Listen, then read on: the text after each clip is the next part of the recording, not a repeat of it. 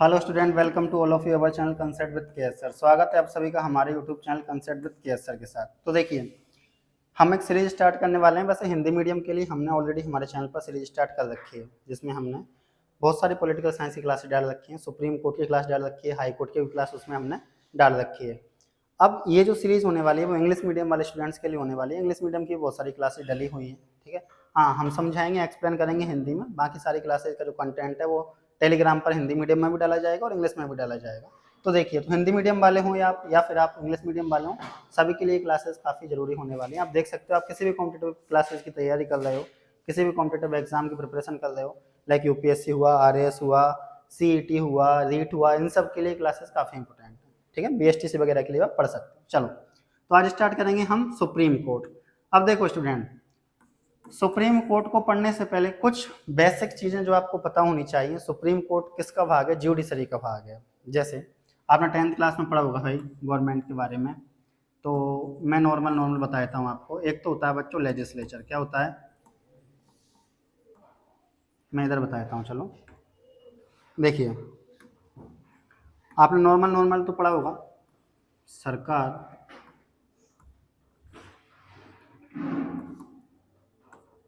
Online वाले सभी students, ऐसा हो सकता है कि अभी आपको थोड़ा अच्छे से नहीं दिख रहा हो। रीज़न ये है कि अभी लाइट नहीं आ रही है, तो लाइट ना आने की वजह से ऐसा हो सकता है। लेकिन बाद में जैसे लाइट आ जाएगी, बिल्कुल क्लियर हो जाएगा, साफ हो जाएगा, तो आपको प्रॉब्लम नहीं आएगी। अभी के लिए थोड़ा मैनेज करें। तो देखो, गवर्नमेंट के बारे में आपने पढ़ा होगा। एक लेजिस्लेचर, जिसको अपन क्या बोलते हैं? विधायिका बोलते हैं हिंदी में। एक एग्जीक्यूटिव, जिसको क्या बोलते हैं? कार्यपालिका बोलते हैं। और एक क्या होता है बच्चों? ज्यूडिशरी, जिसको क्या बोलते हैं? न्यायपालिका बोलते हैं, ठीक है। एग्जीक्यूटिव क्या होता है? It is a law making body. क्या है ये? It is a law making body. कानून बनाने का काम ये करती है, ठीक है। ये क्या करती है? इस कानून को, ये जो कानून बनाया है, ये जो कानून बनाया गया है, इस कानून को इम्प्लीमेंट करती है, लागू करती है। इम्प्लीमेंटेशन, लागू करने का काम होता है इसका, ठीक है। और ये क्या करती है जुडिशरी? तो देखिए स्टूडेंट्स, जुडिशरी का काम होता है चेकिंग करने का। किसका काम होता है? चेकिंग करने का इसका काम होता है। मतलब अगर कोई लॉ ऐसा बनाया गया है जो पब्लिक वेलफेयर का काम नहीं कर रहा है, अगर कोई कानून ऐसा बनाया गया है जो पब्लिक पर डोमिनेंस दिखा रहा है, अपना प्रभाव ज़्यादा ही दिखा रहा है, वो भी नेगेटिव इफेक्ट दिखा रहा है, तो जुडिशरी के द्वारा उस कानून को क्या कर दिया जाएगा? खत्म कर दिया जाएगा, नष्ट कर दिया जाएगा, कोलैप्स कर दिया जाएगा। कंप्लीट है। अब इसी जुडिशरी के अंदर आता है बच्चों सुप्रीम कोर्ट, जो सबसे हाईएस्ट अथॉरिटी है इसकी, वो क्या है? सुप्रीम कोर्ट है। सबसे हाईएस्ट अथॉरिटी जो है जुडिशरी की, वो क्या है? Supreme court. अब सुप्रीम कोर्ट या जुडिशरी के लेवल देखें अपन, हायरार्कीज देखें, यहाँ तक कंप्लीट है। ऑनलाइन वाले स्टूडेंट्स, इसको आप हमारे टेलीग्राम पर से भी डाउनलोड कर सकते हो, ठीक है, और स्क्रीनशॉट भी ले सकते हो। अगर सबसे देखो इसके लेवल देखें बच्चों, जुडिशरी के लेवल देखिए ध्यान से। जुडिशरी के लेवल देखें तो सिंपल बात कि भाई सबसे पहले, वैसे नीचे से ऊपर तक बनाते हैं, मैं ऊपर से नीचे बनाता हूँ, यहाँ पर अपन ऐसे कर लेते हैं कि सबसे नीचे आता है बच्चों कौन सा? Subordinate court. कौन आता है? या सबऑर्डिनेट डिस्ट्रिक्ट कोर्ट भी इसको बोल देते हैं। उसके बाद आता है आपका डिस्ट्रिक्ट कोर्ट, जिला न्यायालय। उसके बाद आता है बच्चों हाई कोर्ट। उसके बाद क्या आता है बच्चों? Supreme court. ये सुप्रीम कोर्ट सबसे ऊपर आता है अपना सुप्रीम कोर्ट, ठीक है। मतलब अपन ये कह सकते हैं कि भाई जुडिशरी में सबसे हाईएस्ट अथॉरिटी क्या है? तो जुडिशरी में सबसे हाईएस्ट अथॉरिटी है अपनी सुप्रीम कोर्ट। मैं इसको हाईलाइट कर देता हूँ, सुप्रीम कोर्ट। सिंपल बात। यहाँ तक तो आपको सारी बात समझ में आ गई होगी, ठीक है। फैन ऑन करूँ पीछे वाला ना? चलिए, तो ये वाली बात समझ में आ गई आपको, ठीक है। मतलब अगर कोई मान के चलो, हाँ, अपन ने ये जब फंडामेंटल राइट पढ़े थे, जब फंडामेंटल राइट पढ़े थे बच्चों, तब पढ़ा था कि अगर आपके फंडामेंटल राइट का वायलेशन होता है तो आप आर्टिकल 32 के अकॉर्डिंग सीधा कहाँ जा सकते हो? सुप्रीम कोर्ट जा सकते हो, ठीक है। और आर्टिकल 226 के द्वारा आप कहाँ जा सकते हो? हाई कोर्ट जा सकते हो। तो भाई सुप्रीम कोर्ट सबसे हाईएस्ट अथॉरिटी है, तो यहाँ पे आपको क्या, सीधा जा सकते हो आप। हाँ, क्या है, आजकल देखो केसेस वगैरह बहुत सारे हैं, घटनाएं बहुत सारी होती हैं, क्राइम भी बहुत सारे होते हैं अपने यहाँ पर, तो ऐसा हो सकता है कि टाइम ज़्यादा लग जाए आपके केस में, केस का नंबर आने में टाइम थोड़ी बहुत लग सकता है, बट आपको यहाँ पर न्याय मिलेगा। ठीक है, high court, district court, sub unit court, इन सब जगह पर अपने को न्याय मिलता है। देखो बच्चों, यही है जिसकी वजह से हम विश्वास कर पा रहे हैं, सिंपल बात। Supreme court, high court, district court, इन्हीं की वजह से तो हमको विश्वास है कि भाई हमको न्याय मिलेगा अगर हमारे साथ कुछ गलत हुआ है। ठीक है, तो सिंपल बात। तो ये बेसिक चीजें जो आपको पता होनी चाहिए। कंप्लीट है। आज की क्लास में हम सबसे पहले कंप्लीट करेंगे स्टूडेंट्स सुप्रीम कोर्ट। क्या कंप्लीट करेंगे, मतलब इसको स्टार्ट करेंगे ऐसा बोल सकते हैं, कंप्लीट तो नहीं होगा आज की क्लास में। ये स्टार्ट करेंगे सुप्रीम कोर्ट को, देन सुप्रीम कोर्ट कंप्लीट हो जाने के बाद हम करेंगे स्टार्ट हाई कोर्ट को। सिंपल बात आ रही है। उसके बाद डिस्ट्रिक्ट कोर्ट के बारे में थोड़ा जान लेंगे, थोड़ा सबऑर्डिनेट कोर्ट के बारे में, सब डिस्ट्रिक्ट कोर्ट के बारे में थोड़ा जान लेंगे। कंप्लीट है। अब आइए वापस आप इधर देखिए, आज हम क्या क्या पढ़ने वाले हैं वो बताता हूँ, थोड़ी सी रूपरेखा में आपको आज की। देखिए, सबसे पहले हम पढ़ेंगे कि भाई सुप्रीम कोर्ट का एस्टेब्लिशमेंट कब हुआ, सुप्रीम कोर्ट स्थापित कब हुआ। तो सिंपल है कि 28 जनवरी 1950, 28 जनवरी 1950 को सुप्रीम कोर्ट स्थापित हुआ था। ठीक है, और हमारा जो कॉन्स्टिट्यूशन है वो इम्प्लीमेंट हुआ था 26 जनवरी 1950। 26 जनवरी 1950 को हमारा संविधान क्या हुआ था बच्चों, लागू हुआ था। जस्ट इसके 2 दिन बाद ही, मतलब 2 दिन बाद मतलब 28 जनवरी 1950 को ही क्या हो गया था, सुप्रीम कोर्ट स्थापित हो गया था। तो एक तो इसके बारे में थोड़ा सा हम जानेंगे। ठीक है, उसके अलावा हम जानेंगे कि भाई सुप्रीम कोर्ट के लेवल, मतलब जुडिशरी के लेवल्स जो कि हमने अभी देख लिए, स्तर तो देख लिया हमने जुडिशरी के अभी जस्ट। ठीक है, इसके अलावा हम जानेंगे कि सुप्रीम कोर्ट में भाई 2 प्रकार के जज होते हैं बच्चों। ठीक है, 2 प्रकार के जज होते हैं, इधर बताता हूं मैं आपको। जजेस सुप्रीम कोर्ट के 2 प्रकार के होते हैं बच्चों। एक होता है बच्चों CJI, chief justice of India. ठीक है, इसको हिंदी में बोलते हैं मुख्य न्यायाधीश। क्या बोलते हैं, भारत का मुख्य न्यायाधीश बोलते हैं। और होते हैं अदर जजेस, जिनको क्या बोलते हैं, अन्य जज बोलते हैं। सिंपल बात, हिंदी में भी मैं एक्सप्लेन कर रहा हूँ। तो चीफ जस्टिस ऑफ इंडिया और अदर जजेस, ठीक है, अन्य जज, ये होते हैं बच्चों। अभी प्रेजेंट टाइम में अगर अपन बात करें भाई कितने हैं ये सुप्रीम कोर्ट में, कितने हैं, तो सिंपल बात, एक होता है बच्चों CJI और 33 मैक्सिमम ये हैं अभी प्रेजेंट टाइम में। ठीक है, कि भाई टोटल कितने हैं बच्चों, ये मिलाकर के 34 हैं। टोटल कितने हैं, 34 हैं, जिसमें से एक तो क्या है CJI है और 33 क्या है बच्चों, अदर जजेस हैं, अन्य न्यायाधीश हैं। सिंपल बात, तो एक तो ये पढ़ेंगे। उसके अलावा हम देखने वाले हैं भाई इनका अपॉइंटमेंट कैसे होता है, कि भाई CJI का अपॉइंटमेंट कैसे होता है और अदर जजेस का अपॉइंटमेंट कैसे होता है, ये देखने वाले हैं। अपॉइंटमेंट करता कौन है ये देखने वाले हैं। प्रोसेस क्या है, इनसे संबंधित केस क्या है, वो सारी बातें आज हम करने वाले हैं। रूपरेखा समझ चुके हो आप। अब चलते हैं क्लास पर। देखिए, यहाँ पर हमने सीधे नोट्स बना दिए हैं ताकि क्लास को ज़्यादा टाइम ना हो, क्योंकि बच्चों को भी ज़्यादा टाइम वाली क्लास ठीक लगती नहीं है आजकल। देखिए, नॉर्मल अगर बात करें तो इसको 7 कर लो पहले, तो यहाँ पर ये 7 है। ठीक, देखो अगर अपन बात करें कि भाई 1950 में सुप्रीम कोर्ट में कितने जज थे, तो एक तो था बच्चों CJI, क्या था, chief justice of India, Bharat का मुख्य न्यायाधीश, और 7 क्या थे बच्चों, अन्य न्यायाधीश थे। 7 क्या थे, अन्य न्यायाधीश, अदर जजेस थे।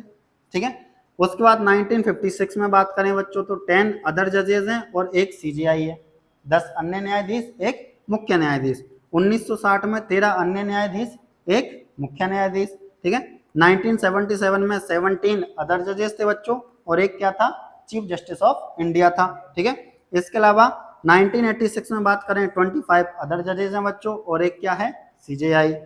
2008 में बात करें बच्चों 30 तो क्या है बच्चों उसमें, अदर जजेस ना, 2008 में, और एक क्या है, CJI। 2019 में बात करें बच्चों तो 33 अदर जजेस हैं और एक क्या है बच्चों, CJI। 2024 में बात करें बच्चों तो सिंपल बात है कि भाई 33 तो क्या, एक तो क्या है CJI और 33 क्या है, अदर जजेस। कंप्लीट है बच्चों, यहाँ तक कोई दिक्कत।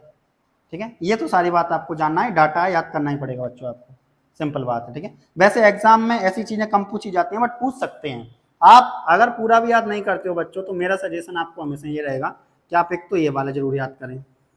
ठीक है, और एक प्रेजेंट टाइम का करंटली जो है, या फिर एक ये वाला याद कर लें, मतलब आगे के 1-2 और पीछे के 1-2 आपको याद होने चाहिए, ताकि कॉम्पिटेटिव एग्जाम की जब आप एग्जाम दो तो आपको किसी प्रकार की अनसिक्योरिटी ना रहे।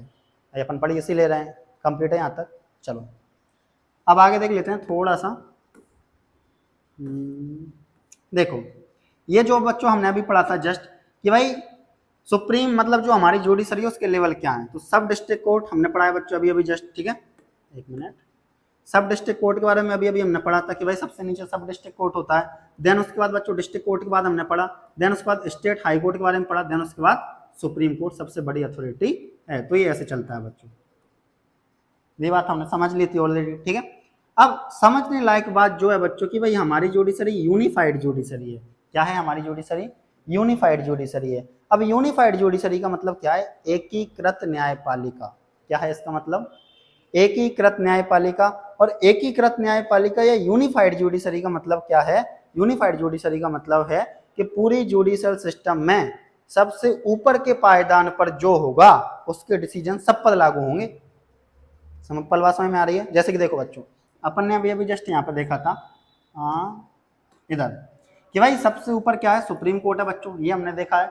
तो सुप्रीम कोर्ट के द्वारा दिए गए डिसीजन सबके लिए क्या होंगे बच्चों? मान्य होंगे। यही यूनिफाइड जुडिशरी है, यही क्या है? एकीकृत न्यायपालिका है। ये बात कंप्लीट है। और ये यूनिफाइड जुडिशरी हमने लिया बच्चों 1935 के एक्ट से। कहां से लिए? 1935 का जो एक्ट है, भारत शासन अधिनियम है 1935 का, वहां से हमने ये ली है। यहाँ तक कोई दिक्कत? देखो जब कॉन्स्टिट्यूशन बनाया गया तो बहुत सारी चीजें ऐसी थी बच्चों जो 1935 के एक्ट से ली गई थी, ये हमने देखा था पहले भी। तो जो यूनिफाइड जुडिशरी है, एकीकृत न्यायपालिका है, उस एकीकृत न्यायपालिका को भी कहां से लिया है? 1935 के एक्ट से लिया है। ये कॉम्पिटिटिव एग्जाम में आया हुआ क्वेश्चन है, तो थोड़ा सा ध्यान रखना है आपको, ठीक है बच्चों। आगे देखो, तो ये बात समझ में आ गई, आगे चलें। अब देखो आगे ध्यान से, यहाँ पे मैंने सीधा नोट्स बना दिए हैं आपको, तो ज़्यादा प्रॉब्लम आएगी नहीं। मैं भी देखिए ध्यान से बच्चों, अगर बात करें सुप्रीम कोर्ट के एस्टेब्लिशमेंट की, तो मैंने आपको बताया है कि भाई 28 जनवरी 1950 को सुप्रीम कोर्ट स्थापित हुआ था, ठीक है, आज़ादी के मतलब संविधान लागू हो जाने के 2 दिन बाद, ठीक है। अब देखो बच्चों, 28 जनवरी 1950 को तो सुप्रीम कोर्ट बन गया था, बट इससे पहले था बच्चों एक फेडरल कोर्ट। मतलब जो सुप्रीम कोर्ट आया है वो फेडरल कोर्ट की जगह पर आया है। किसकी जगह पर आया है बच्चों? फेडरल कोर्ट की जगह पर आया है। बट हमारे इंडिया में सबसे हाईएस्ट अथॉरिटी है सुप्रीम कोर्ट अभी जुडिशरी में। बट उस टाइम पर बच्चों, ये बात चल रही है आजादी के पहले की, फेडरल कोर्ट की बात कब कर रहा हूं? आजादी के पहले की, ठीक है। तो ये जो फेडरल कोर्ट है, संघीय न्यायालय बोलते हैं इसको हिंदी में, ठीक है। तो ये जो संघीय न्यायालय फेडरल कोर्ट है बच्चों, ये हाईएस्ट अथॉरिटी नहीं थी उस टाइम पर। हाईएस्ट अथॉरिटी क्या थी? प्रीवी काउंसिल। इधर देखो ध्यान से, हाईएस्ट अथॉरिटी क्या थी बच्चों उस टाइम पर? प्रीवी काउंसिल। कि भाई जैसे कि अभी देखो बच्चों, अगर अभी मान चलो आप डिस्ट्रिक्ट कोर्ट गए, आपका मुद्दा सॉल्व नहीं हुआ तो आप कहां जाओगे? High court. आपका मुद्दा सॉल्व नहीं हुआ आप कहां जाओगे? Supreme court. उसी प्रकार अगर पहले फेडरल कोर्ट में आप गए और फेडरल कोर्ट में आपका मुद्दा सॉल्व नहीं हुआ तो आप कहां जाओगे बच्चों? प्रीवी काउंसिल। क्योंकि उस टाइम पर सबसे हाईएस्ट अथॉरिटी जो थी वो क्या थी बच्चों? प्रीवी काउंसिल थी। कंप्लीट है यहाँ तक? विशाल अगर इधर नहीं दिख रहा हो तो आप इधर जाओ, दिख रहा? तो यहाँ तक तो कंप्लीट है। अब देखो बच्चों, अगर प्रीवी काउंसिल की बात करूं तो ब्रिटेन हाईएस्ट अपीलेट कोर्ट, कुल मिलाकर के ब्रिटेन का जो हाईएस्ट अथॉरिटी है जुडिशरी की, जहां पे आप अपील कर सकते हो, वो क्या थी बच्चों? प्रीवी काउंसिल। जैसे इंडिया में अभी सबसे जुडिशरी की हाईएस्ट अथॉरिटी क्या है? Supreme court. As it is same Britain में सबसे हाईएस्ट अथॉरिटी थी उस टाइम पर क्या? Privy council. समझ में आ रही है बात सारी? ठीक है। अब उस टाइम पर बच्चों इसके जस्ट बाद में जो आता था वो होता था फेडरल कोर्ट, और जो सुप्रीम कोर्ट आया है बच्चों फेडरल कोर्ट की जगह पर ही आया है, क्योंकि तो ब्रिटेन में था भाई। समझ में आ रहा है? ये यहां पर था तो इसकी जगह पर हम क्या लेकर के आए भाई? सुप्रीम कोर्ट लेकर के आए हैं। ये हमारा है, ये हमारा नहीं था बच्चों। सिंपल बात है यहाँ पे। हाँ पहले एक ही था बच्चों, ठीक है। तो इसी की जगह पर हम क्या लेकर के आए? सुप्रीम कोर्ट लेकर के आए हैं। कंप्लीट है यहाँ तक? आगे देखो बच्चों, अब फेडरल कोर्ट के बारे में बात करें तो established by the government of India act 1935। मैंने आपको बताया ये कि भाई हम फेडरल कोर्ट को 1935 के एक्ट के द्वारा लाए हैं। किसके द्वारा लाए हैं बच्चों? 1935 के एक्ट के द्वारा लेकर के आए हैं। कंप्लीट है यहाँ तक सारी बात? आगे चलें। चलिए अब देखिए बच्चों, अब अगर बात करें बच्चों की भाई जो सुप्रीम कोर्ट है पूरे इंडिया में एक है, एक ही है सुप्रीम कोर्ट पूरे इंडिया में।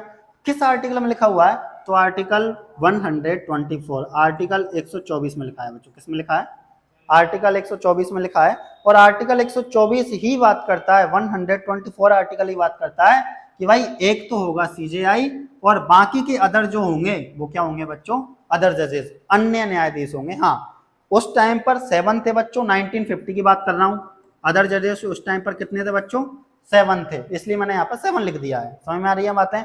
हाँ, इन 7 के संख्या को बढ़ाने का काम, मतलब 8, 9, 10, 11, 12, 13, 14, 15, 33, प्रेजेंट टाइम में 33 है अदर जजेस, अन्य न्यायाधीश। तो इनकी संख्या को बढ़ाने का काम कौन करती है बच्चों, संसद, पार्लियामेंट। कौन करती है, संसद या फिर पार्लियामेंट करती है। कंप्लीट है बच्चों यहाँ तक? भाई इनकी संख्या को, ये तो एक ही रहेगा, ये तो नहीं होंगे बच्चों, ये तो एक ही रहेगा, बट इनकी संख्या को बढ़ाने का काम कौन करेगी, संसद या पार्लियामेंट। कंप्लीट है बच्चों यहाँ तक? ठीक है, अब आगे देखिए। वर्तमान में अगर बात करें बच्चों तो सिंपल है, मैंने आपको बता रखा है कि एक तो सीजीआई है और 33 क्या है बच्चों, अदर जजेस हैं, अभी बताया था जस्ट। ठीक है, कि एक तो क्या है, चीफ जस्टिस ऑफ इंडिया, मुख्य न्यायाधीश है, और 33 क्या है, अन्य न्यायाधीश हैं। कंप्लीट है बच्चों यहाँ तक? आगे चलो,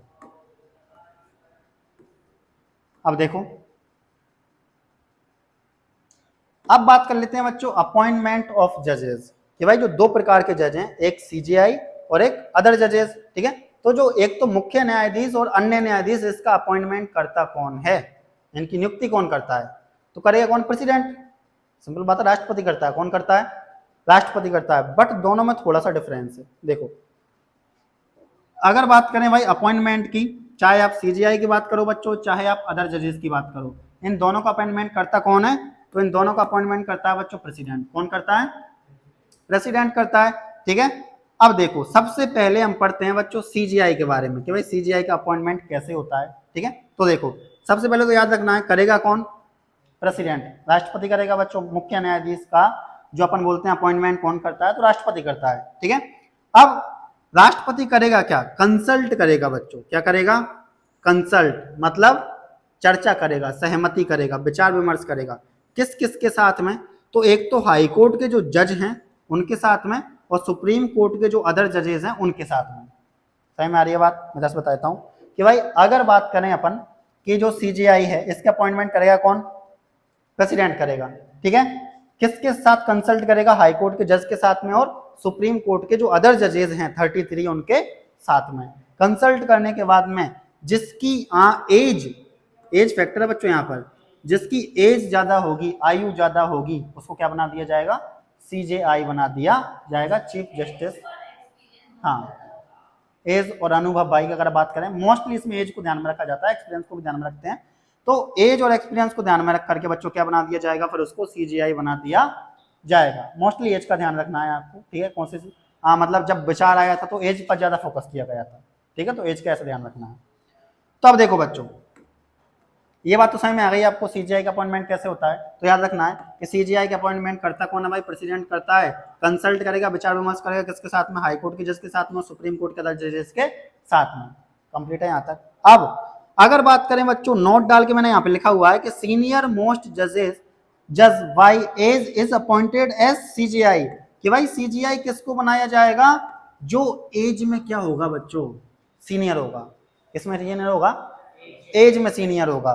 ठीक है, इतना याद रखना है कि भाई मान के चलो, और ये बना किस में से रहे, देखो 33 तो क्या है बच्चों, अदर जजेस हैं। इन वैसे टोटल 34 होते हैं बच्चों। ठीक है, 34 टोटल। तो इन 34 में से एज किसकी ज्यादा है ये देखा जाएगा। जिसकी एज ज्यादा होगी उसको क्या बनाएंगे बच्चों, सीजीआई बनाएंगे, मुख्य न्यायाधीश बनाएंगे। ठीक है, चीफ जस्टिस ऑफ इंडिया। अब देखिए, बट इंडिया में 3 बार ऐसा हुआ है बच्चों हमारे यहाँ पर कि इस एज के क्राइटेरिया को फॉलो नहीं किया गया। ठीक है, अब वो 3 बार कौन कौन सी बात है देखो, मतलब मैं कहना ये चाह रहा हूं कि 3 बार ऐसा हुआ है बच्चों कि कम एज वालों को भी सीजीआई बना दिया गया, जबकि ज्यादा एज वाले वहां पे मौजूद थे। मतलब उन 34 जजों में या 33 जजों में ऐसे जज थे जिनकी एज ज्यादा थी, लेकिन उनको सीजीआई ना बना करके जो गवर्नमेंट को फेवर कर रहे थे उनको सीजीआई बना दिया गया। हाँ, एक 1973 में हुआ था बच्चों, एक 1997 में हुआ था, और एक 1977 होना चाहिए बच्चों यहाँ पर, 1977 है बच्चों यहाँ पर, एक 1977 में हुआ था और एक 1993 में हुआ था बच्चों। ठीक है, तो देखिए अगर सबसे पहले बात करें बच्चों, अपन यहाँ देख लेते हैं कि सबसे पहले हुआ था बच्चों ये कारनामा कब, 1973 में। 1973 में हुआ क्या था, तो देखो ध्यान से कि भाई A N Ray was appointed CJI by superseding 3 senior जजेस। कि भाई देखो क्या हुआ था, ए एन रॉय को क्या बना दिया, सीजेआई बना दिया गया, जबकि इससे उम्र में 3 सीनियर और जज थे बड़े, लेकिन इनको सीजेआई नहीं बनाया गया था। और किसको बनाया गया बच्चों, ए एन रॉय को बनाया गया था। सिंपल बात, गवर्नमेंट का फेवर। ठीक है। अब बात करें बच्चों दूसरी बार ऐसा कब होता है, तो दूसरी बार ऐसा हुआ बच्चों 1977 में। कब होता है ऐसा, 1977 में ऐसा होता है बच्चों दूसरी बार, जब एम एच, ये एम एच है बच्चों, ठीक है, एम यू नहीं है, एम एच है ये, जब एम एच वेग को अपॉइंट, एम यू है ओके, तो शायद मैंने गलत देख लिया होगा वो, एम यू, ठीक है।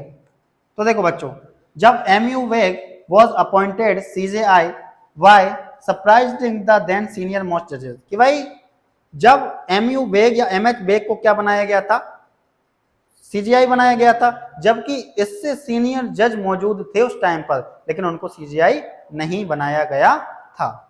कंप्लीट है बच्चों यहाँ तक। और एक बार और हुआ था बच्चों ऐसा 1993 में, ऐसा एक बार और कब हुआ था, 1993 में हुआ था बच्चों, जब सीनियर जज मौजूद थे लेकिन फिर भी उन पर ध्यान ना दे करके जो जूनियर थे उनको सीजीआई बना दिया गया था। तो आप याद रखना है बच्चों 1973 में ए एन रॉय के बारे में याद रखना, 1977 में एम यू, एक बार चेक कर लेना एम यू या एम एच है, एम यू, ठीक है। तो एम यू बेग को क्या बना दिया गया था, सीजीआई बना दिया गया था। और एक बार ऐसा होता बच्चों 1993 में। कंप्लीट है। हाँ, केशवानंद भारती केस को अपन पढ़ेंगे डिटेल के साथ में अगली क्लास में, जब भी अपन क्लास लेंगे तो जब। तो यहाँ तक कंप्लीट है बच्चों ये सारी बातें। आगे चलें तो देखो, अब आगे देखो बच्चों, तो ये बात तो हो गई थी बच्चों किसकी, कि भाई जो सीजीआई है, चीफ जस्टिस ऑफ इंडिया है, उसका अपॉइंटमेंट कैसे होता है। सिंपल बात है, कंसल्ट किया जाएगा, सहमति दिखाई जाएगी। अपन बात कर सकते हैं कि भाई पूछा जाएगा किससे, हाई कोर्ट के जजों से और सुप्रीम कोर्ट के अदर जज से, उसके बाद ही सीजीआई बनेगा। अब देख लेते हैं बच्चों अपन किसका अपॉइंटमेंट देख लेते हैं। अब देख लेते हैं कि भाई जो अदर जजेस हैं उनका अपॉइंटमेंट कैसे होता है। तो देखो, देखिए अगर बात करें बच्चों अपॉइंटमेंट ऑफ अदर जजेस, जो 33 जज हैं बच्चों, उनका अपॉइंटमेंट कैसे होगा। तो देखो इसमें भी करेगा कौन, प्रेसिडेंट ही करेगा भाई करने का, तो ठीक है। कंसल्ट करेगा या सहमति करेगा बच्चों। अब सहमति या कंसल्ट किस किस के साथ में करेगा, तो देखो सिंपल बात, सबसे पहले तो हाई कोर्ट के जजेस, उनके साथ में एक बार बातचीत की जाएगी। सुप्रीम कोर्ट के बाकी के जज जो हैं उनके साथ में बातचीत की जाएगी। अब तुम ये बिल्कुल मत सोचना कि एक साथ 33 का अपॉइंटमेंट किया जाएगा, भाई ऐसा थोड़ा ना होता है। जिसकी एज पूरी हो गई, ठीक है, जिसका टेन्योर पूरा हो गया, जिसका कार्यकाल पूरा हो गया, वही तो बाहर निकलेगा। मान के चलो बच्चों ये पूरा कमरा है, इस कमरे में 33 मेंबर है, मान के चलो प्रत्येक मेंबर की एज फिक्स है, और 33 मेंबर एक ही एज के तो हो नहीं सकते, अलग अलग एज के होंगे ना वो तो 33 मेंबर। तो जिसका टेन्योर पूरा हुआ वो निकलेगा बाहर, और बाहर से एक अंदर आएगा। तो एक बार में एक दो का अपॉइंटमेंट तो होगा। ऐसा बिल्कुल नहीं सोचना कि 33 का अपॉइंटमेंट कर रहे हैं तो सर इनसे क्यों पूछ रहे हैं, भाई इनमें से एक दो का अपॉइंटमेंट होगा, बाकी को तो रहेंगे यहीं पर इसी कमरे में। समझ पा रहे हो।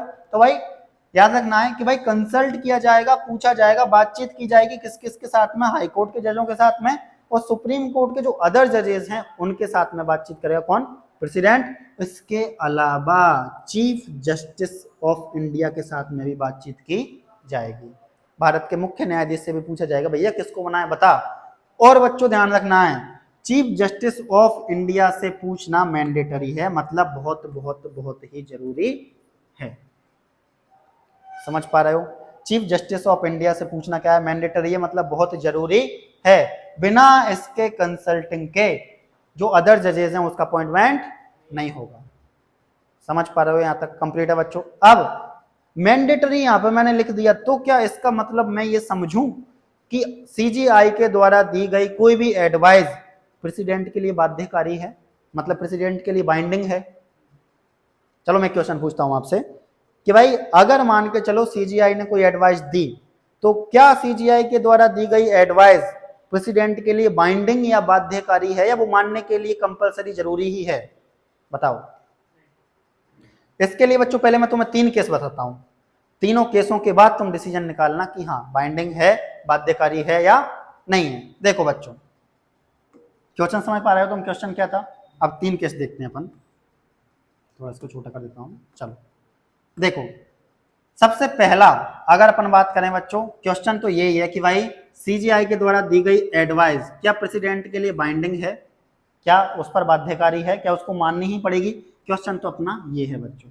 क्वेश्चन समझ गए आप?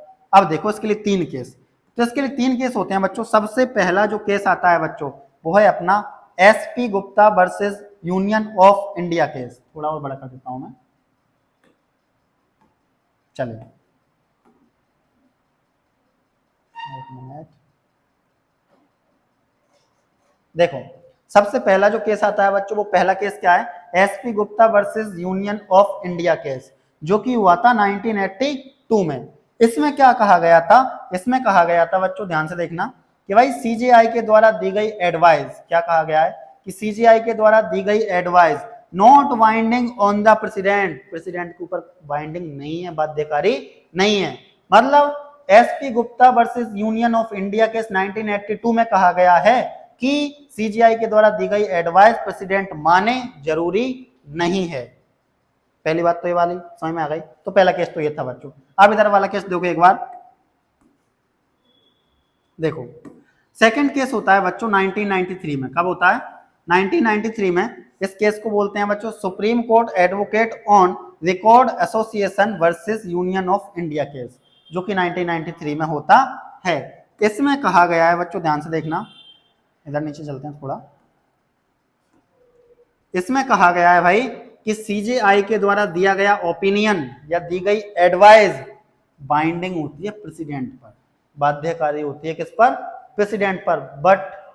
बट लेकिन लेकिन लेकिन हमारे सर भी ऐसे बोलते थे 3 बार, लेकिन लेकिन लेकिन लेकिन बच्चों जब बाइंडिंग होगी तब सीजीआई शुड एडवाइज प्रेसिडेंट कि भाई सीजीआई अगर प्रेसिडेंट को एडवाइस देता है तब only after consulting at least 2 other senior most जजेस ऑफ सुप्रीम कोर्ट, कि भाई सीजीआई के द्वारा दी गई एडवाइस प्रेसिडेंट पर बाइंडिंग तो होगी, पर कब? जब सीजीआई सुप्रीम कोर्ट के 2 अदर सीनियर जजों के साथ पहले क्या करेगा?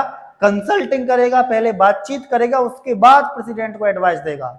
अगर सीजीआई ने बिना इन 2 सुप्रीम कोर्ट के सीनियर जजों से बातचीत किए प्रेसिडेंट को एडवाइस दी तो फिर वो बाध्यकारी नहीं है।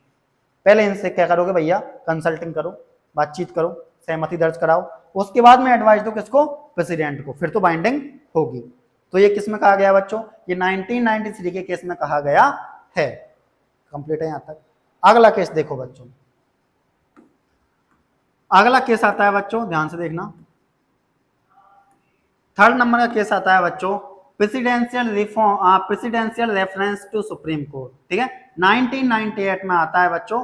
और 1998 में बात करें तो इसमें कहा गया है कि बाइंडिंग ऑन द प्रेसिडेंट, कि भाई सीजीआई के द्वारा दिया गया ओपिनियन, सीजीआई के द्वारा दी गई एडवाइस प्रेसिडेंट के ऊपर बाइंडिंग होगी इफ, यदि यदि यदि आप सुनो, यदि बच्चों it complete with the norms and requirements of the consultation process, कि यदि सीजीआई मुख्य न्यायाधीश ने जो अपॉइंटमेंट होता है, जजों का जो अपॉइंटमेंट होता है, उसके सारे नियमों को फॉलो किया हो, नॉर्म्स को फॉलो किया हो, एंड जितनी भी उसकी रिक्वायरमेंट हैं उनको फॉलो किया हो, देन उसके बाद में अगर वो क्या देता है? एडवाइस या ओपिनियन देता है, तो फिर बाध्यकारी होगा, बाइंडिंग होगा। और अगर बिना नियमों को फॉलो करे, बिना रिक्वायरमेंट को जाने, अगर वो क्या देता है?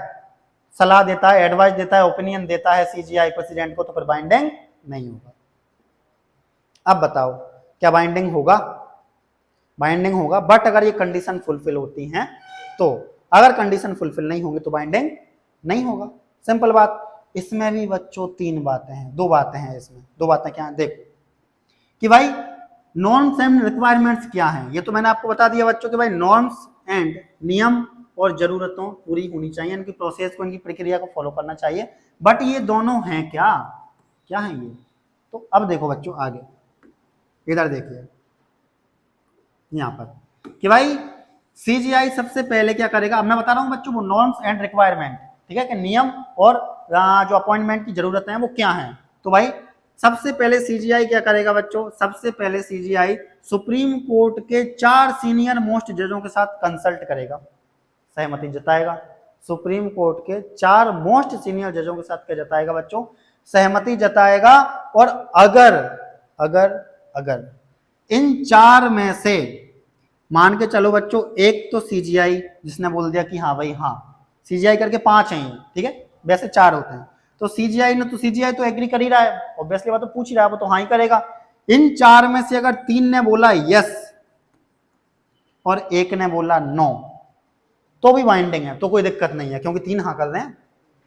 ऐसे देखो बच्चों, इसको इधर देखो, घबराना नहीं है।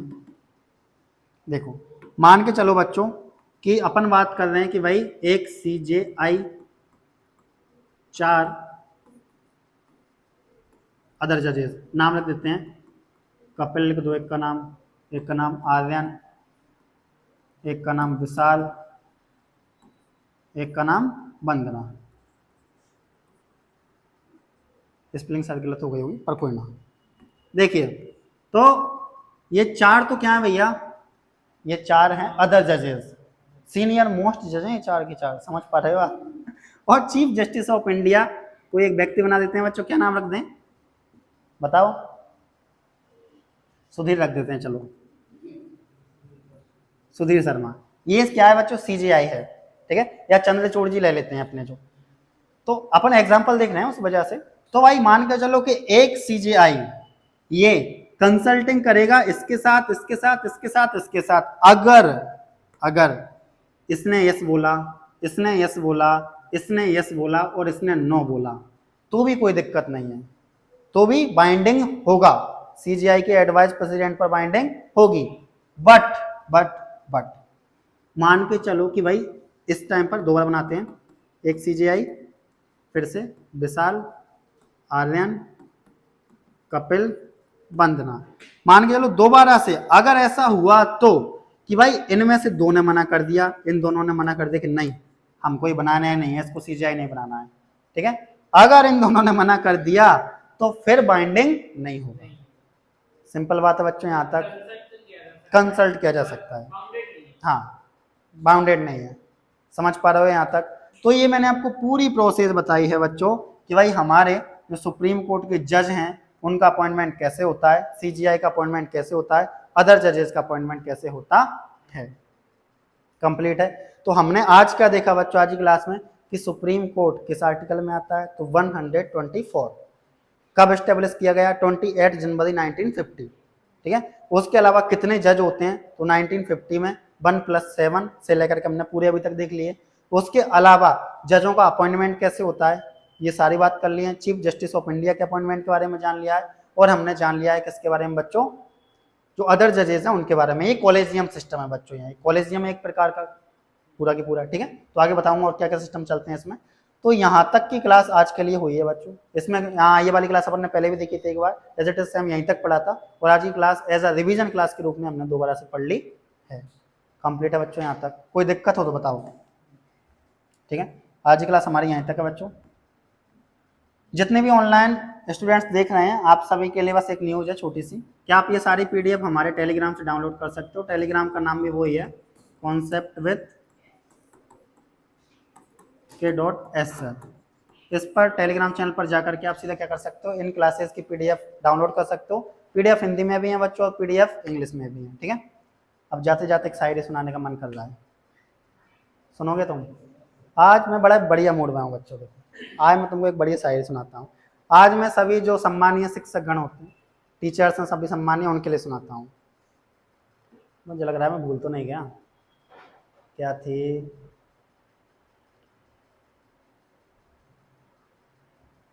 क्या थी वो, एक थी ना कि हमसे मत पूछ, हाँ हाँ ये सुनो सुनो, याद आया बच्चों, ये है, ये सभी प्राइवेट टीचर्स के लिए, ठीक है।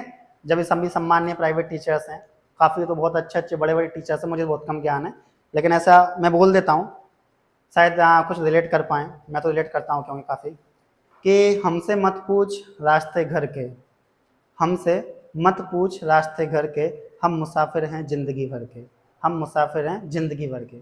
तो बच्चों हम तो मुसाफिर हैं ज़िंदगी भर के, कभी यहाँ पढ़ा रहे हैं, कभी कहाँ कभी कहाँ कभी कहाँ, ठीक है। और स्टूडेंट्स क्या देखो बच्चों, टीचर वहीं रह जाता है। आज मैं हूँ बच्चों, आज से 5 साल पहले 6 साल पहले भी पढ़ाई रहा था, ठीक है, कभी जयपुर कभी कोटा कभी यहाँ पे, ठीक है। बच्चे बहुत आगे निकल जाते हैं और ये बहुत अच्छी बात है। टीचर को सबसे ज़्यादा खुशी जब होती है जब उसका बच्चा उससे आगे निकल जाता है, और जब कभी वो मिलता है फिर कहता है अरे सर आपने मुझे पढ़ाया था, ठीक है, या फिर कभी कहता है अरे हमको वो सर पढ़ाते थे उन्होंने हमको इतना अच्छा पढ़ाया था, उस वजह से मुझे ये सारी चीज़ें याद हैं। तो उसमें जो खुशी होती है जब बच्चे का रिजल्ट आता है, उसके बाद वो बच्चा मिलने आता है, या बच्चे का रिजल्ट नहीं भी आया फिर भी वो बच्चा कभी मिलता है। देखो ऐसा बिल्कुल नहीं है कि बच्चा सक्सेसफुल हो तभी आकर के मिले, ऐसा बिल्कुल नहीं है।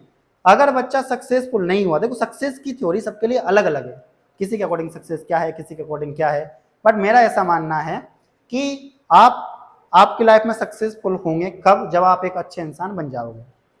मेन कंपलसरी बात तो यही है कि आप सबके साथ अच्छा बिहेवियर करें, सारी बातें करें, ठीक है, और अच्छे से ऐसा व्यवहार करें कि लोगों को आपसे बात करके ठीक लगे, आपके छोटे भाई बहनों को, आपके पेरेंट्स को लगे कि हाँ बेटा बेटी सही है मेरे, और दिक्कत नहीं है। बाकी तो सारी चीज़ें होती रहती हैं, ठीक है। बाकी जॉब का प्रयास करना चाहिए, मेरा ये बिल्कुल कहने का मतलब नहीं है कि जॉब का प्रयास मत करो, केवल अच्छा इंसान बनो। अच्छा इंसान बनने के साथ में जॉब का प्रयास करो, पर पहले अच्छा इंसान बनो, सबसे ज़्यादा जरूरी वो है, उसके बाद में सारी चीज़ें। तो कैसी लगी आपको ये क्लास, कमेंट बॉक्स में कमेंट करके बताएं, और आपको कैसी लगी, आज वो ठीक लगी होगी, ठीक है। मिलते हैं अगले क्लास में, नेक्स्ट क्लास में। थैंक यू, धन्यवाद।